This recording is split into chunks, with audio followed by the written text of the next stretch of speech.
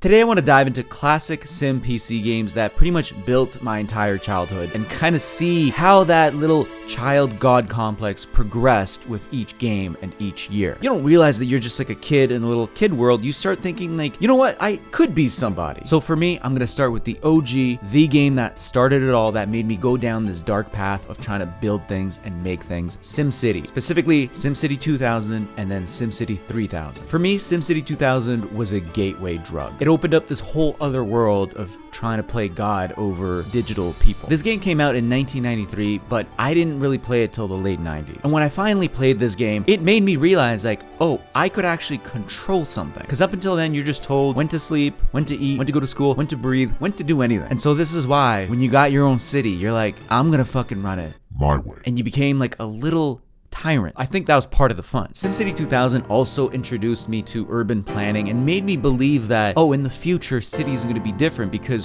we have such a high level of control over them. Meanwhile, it's just me as a kid, like pushing buttons on a computer. They're like, hey, as long as you try really, really hard, you could make your perfect city. And I think that sets up an entire generation for disappointment. This game was also an early introduction to spreadsheets for a lot of kids. This is a glimpse of their future career. This was the late 90s version of children working in a coal mine. Then SimCity 3000 came along, and this just took the whole thing to another level. Now, when you built slums, you got to see it in a way higher resolution. This game felt so much more visceral, I guess because of the sound and the visuals. And I have to talk about the sound. This game had some of the most iconic video game music of the late 90s for me. Like, this soundtrack is still trapped in my head when I do the dishes every other day.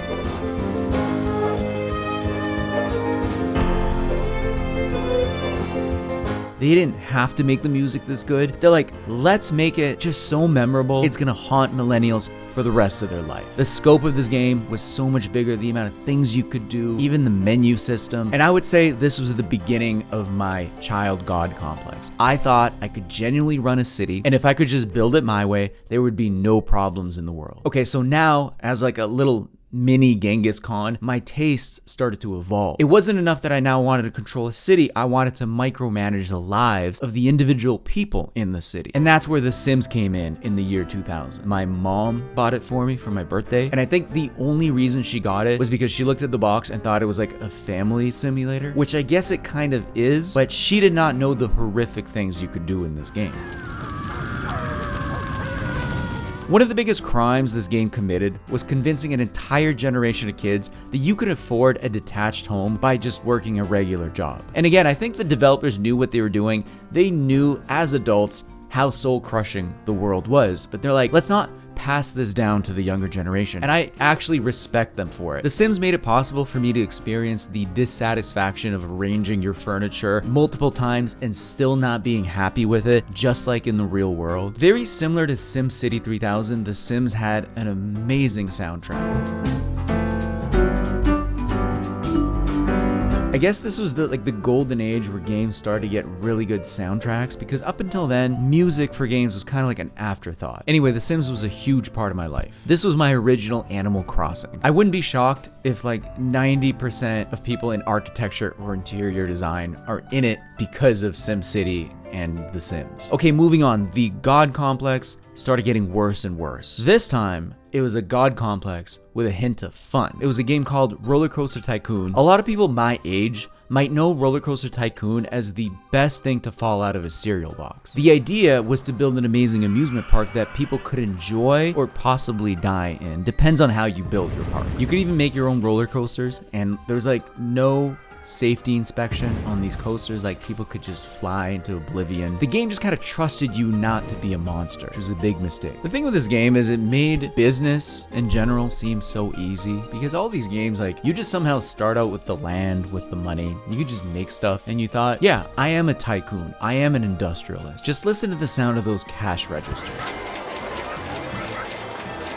And then when you enter the real world, there's this rude awakening that like, you're just a regular guy. And the whole time I'm in the job, I'm like, they don't even know how good I am at Coaster Tycoon. I should run shit. Anyway, this is one of the best sim games of all time for me. I don't know how you can top it.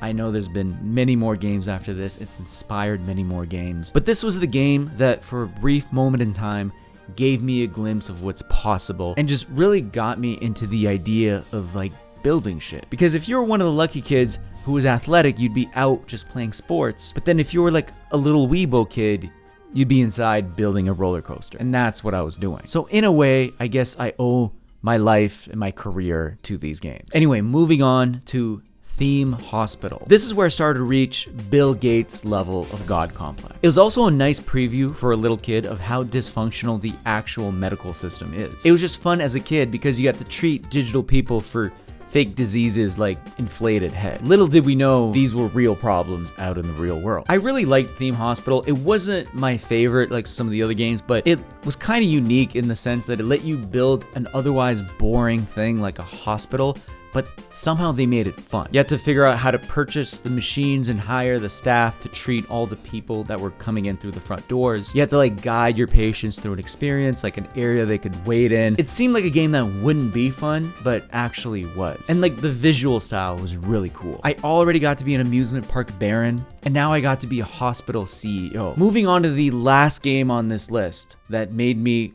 full final form child dictator, Tropico. You were the actual dictator of an island and you just had to make it all work. It actually encouraged you to just be an evil, fun person. The game even let you create an alliance with either the United States or the Soviet Union. No matter who you partnered with, life on your island remained shitty. So you had to balance the game with building out your wealth and your industry, but also preventing the peasants from storming your presidential palace. It was a really fun game. It takes me back. So let me know what games you were into, what games were responsible for your childhood. That's it. If you like this video, please like and subscribe, and I'll see you in the next one.